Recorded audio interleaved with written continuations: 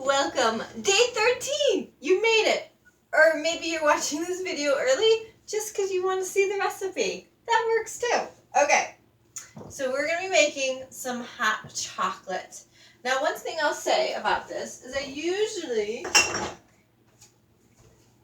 go off frame and I make a bunch of it and keep it in a jar and then just scoop it out, right? It's really delicious that way.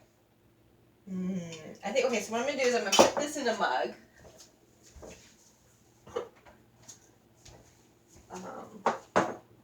And I usually do about 1 tablespoon, see how much this is. I do about 1 tablespoon per mug, and you could absolutely do more than that.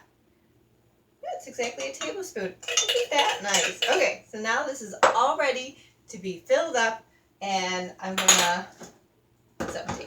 I'll have to do that off camera. I'm not going to walk away to get some water. Okay, so when I make the hot cocoa, it kind of depends on what you're looking for, right? So sometimes I'm like, I want a treat, a nice fun treat.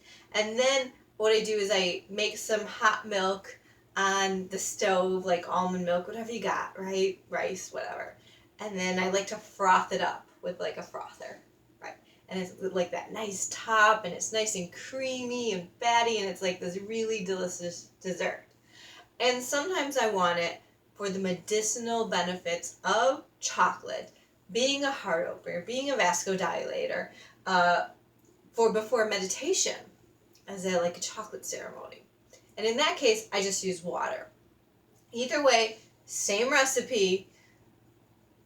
Milk, no milk. That's really the only difference. And you could definitely still be using this as a chocolate ceremony. You're heating milk up on the stove. There's like, you may be wondering why there's bourbon over there, and you'll see in just a second. Okay, so that's what I like to do for my chocolate drinks. I'll just add water for a chocolate ceremony, and I also use it for dessert. Now, you get to choose if you're putting all these ingredients in. It's honestly up to you. You get to choose how much sweetener you're putting in. Maybe you want to just, you want to do honey or no sweetener at all. I need some sweetener. So I'm going to give you a couple options of how to make this. First thing is, let me get a measuring cup. This is 1/8 of a cup, which is nice and small. So, more couple options. I like nibs. I bought the paste, and I bought even like ceremonial chocolate paste, and I gotta be able to feel a difference. I'm paying more for chocolate. Let me feel a difference. But what I do find is important is getting a good quality source of chocolate that's sustainable.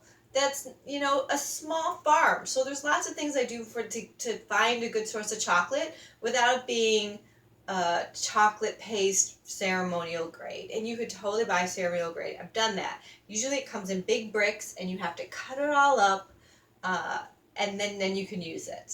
So if you want to do the paste, that's fine. I'm going to do nibs. The dog's getting really excited about this, or because of the mailman. Okay, so that's 1/8. So this would be 1/4 and 1/2. This fills up. Am I okay with that? I'm okay with that. I like more. This time I'll make more. I'm fine with this. Okay. So this is 1/2 cup of cacao nibs.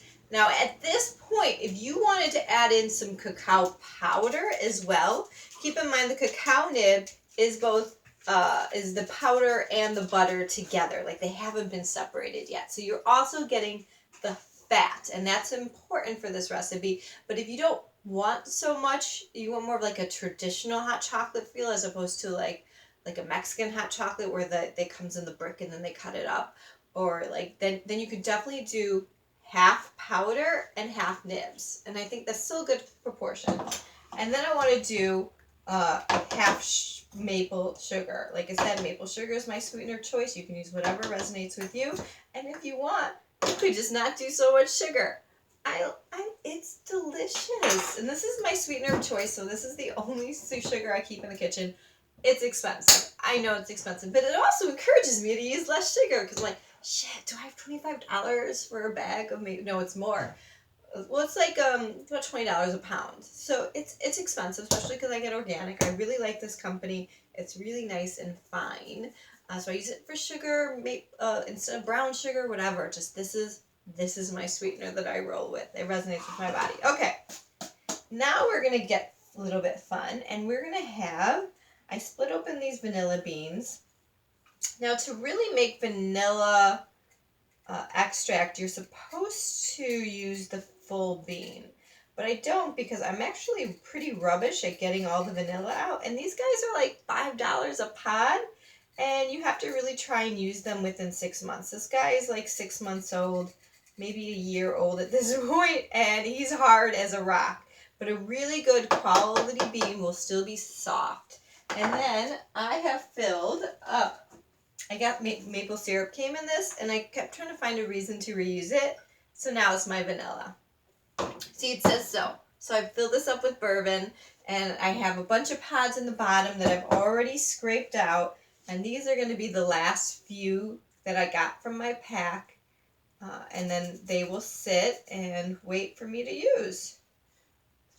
So I'm putting some vanilla in here. Again, there's a lot. Did you know vanilla comes from an orchid? I have a vanilla orchid right here. You can't see it. It's here. I swear. I promise. It's right there. It vines. Mine's really young, and I definitely haven't gotten any vanilla beans off of it. One day, I might build a sunroom just so I can support my vanilla orchid better. It's a good investment. Vanilla beans are expensive. But I remember when I went to the plant place, all the conservatories, and seeing the vanilla plants, and they go up the entire wall, and they're huge and gorgeous, and I just like, I need a vanilla plant. Okay, so they come from an orchid. Love orchids, totally resonate with orchid energy. So I think vanilla in itself is pretty magic. Okay, so that guy is gonna sit off, and it's going to sit while it turns into vanilla extract. It needs a few months, but hopefully it'll be ready for the holidays. Okay, so I've got 3 things in there. Now, you get to choose whether or not you want to do this. I'm going to do...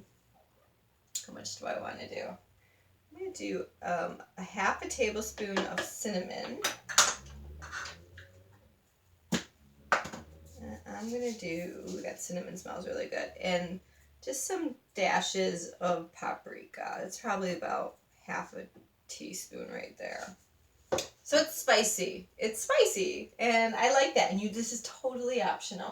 But once this is all together, now I'm going to blend it, and so they can go into my jar.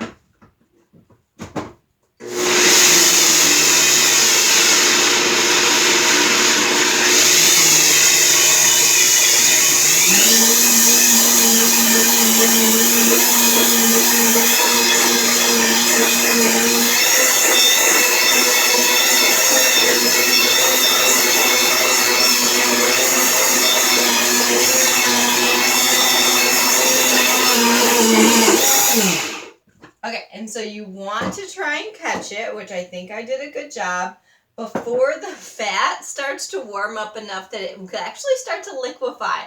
We don't want liquefaction, right? Okay. So it looked like it had just started to like kind of create these clumps, and we want to stop it. Otherwise, we're going to have something that will not be storable. So we want this to be storable. So you can see I'm just going to put it in here, and if you don't want as much sweetener, you totally don't have to. Honestly, I don't need as much sweetener when I don't make it spicy. So that is one thing about it. I'm trying to counteract that spice. You can also put a pinch of salt in here because that balances flavors. It's not calling to me, but it may be calling to you. That's wet. I definitely don't want to use a wet one. Okay. So now I have hot cocoa. I know it's backwards. It's always backwards. Hot cocoa, I put a tablespoon into 8 ounces of water or milk. And like I said, dessert or ceremonial blend. This is what I use. Tell me how you like to make your hot cocoa, because this would be a perfect morning treat. And for example, I talked about in a video about intermittent fasting, about, you know, you can take teas and stuff. If you wanted to do this in the morning, as long as you're not using it with the milk and just the water and just a tablespoon of it, this does not break my fast, my intermittent fast. It's not enough calories to do so. You could even like reduce the maple sugar, take it out completely, and it definitely wouldn't do that. And so it's a nice drink in the morning while you're intermittent fasting as well. So that's my drink. Last day. Thanks for joining me. Any questions or comments, feel free to reach out to me. Let me know how you're doing. Let me know what was your experience. I love to hear that kind of stuff. And if you made any changes that maybe someone else could learn from. So thank you for joining me. And until next time, mancha fresca.